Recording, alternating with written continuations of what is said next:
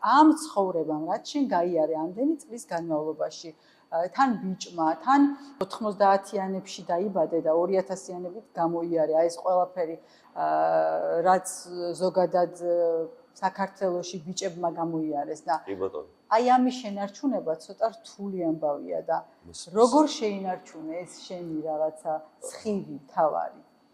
იცი რა, მე ვფიქრობ, რომ ჯერ პირველ რიგში მადლობა კიდევ ერთხელ.